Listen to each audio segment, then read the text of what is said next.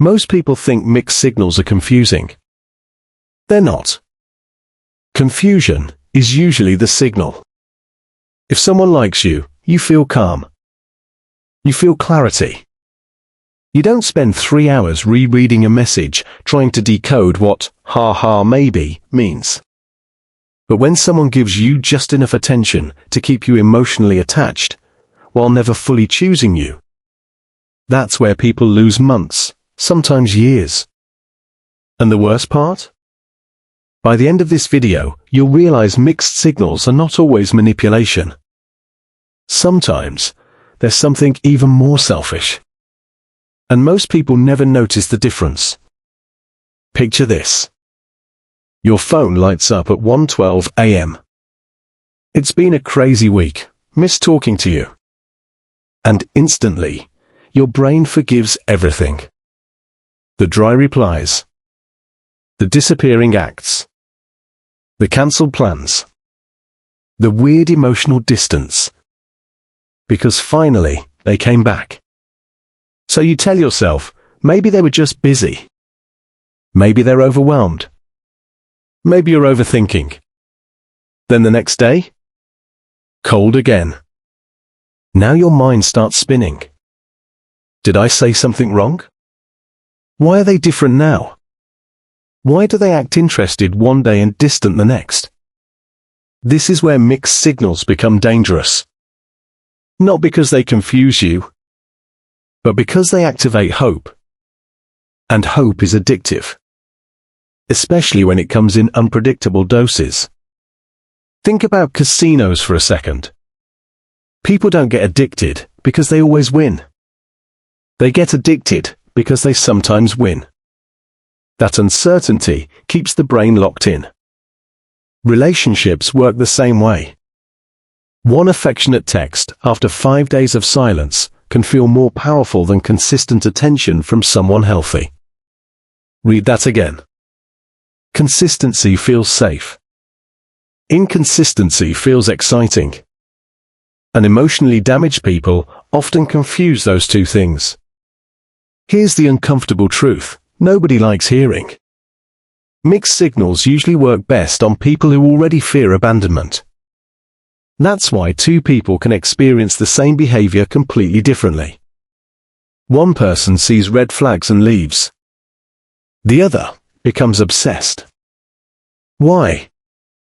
Because inconsistency creates emotional highs and lows. And the brain starts chasing relief instead of connection. That's not love. That's emotional survival mode. Now let's go deeper. A lot of people giving mixed signals are not evil masterminds. They're emotionally immature. They like attention. They like comfort.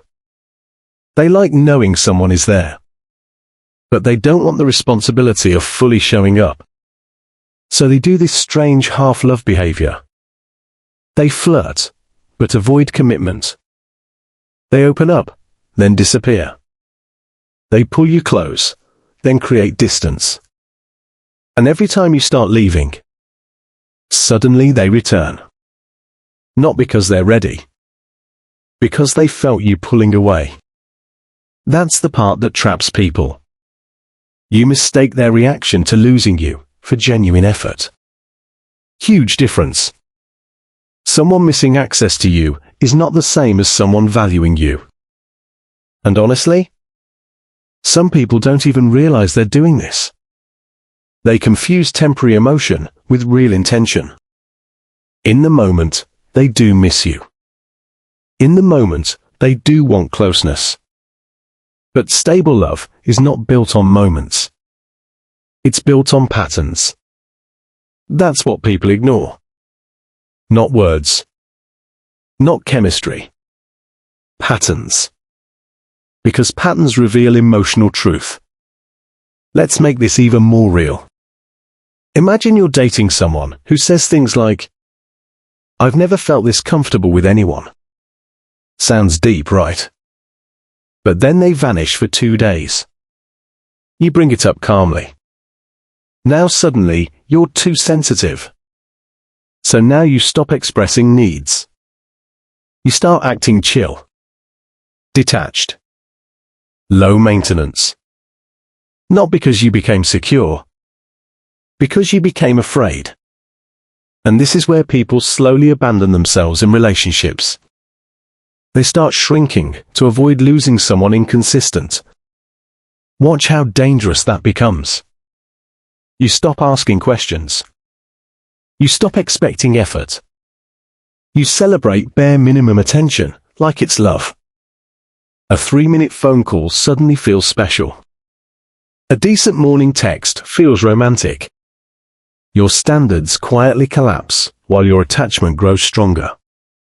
That's why mixed signals can emotionally rewire people. Not overnight. Gradually. Silently. But here's the deeper truth. Most videos won't tell you. Sometimes mixed signals happen because the other person genuinely likes you. But not enough. That's the brutal reality people avoid because it hurts the ego.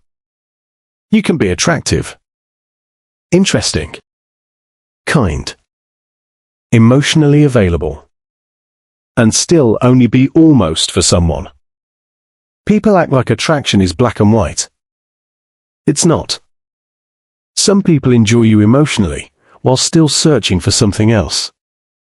And instead of being honest about that, they keep you in emotional limbo. Because certainty ends access. Ambiguity keeps options open. That's why mixed signals often sound like this. I'm not ready right now.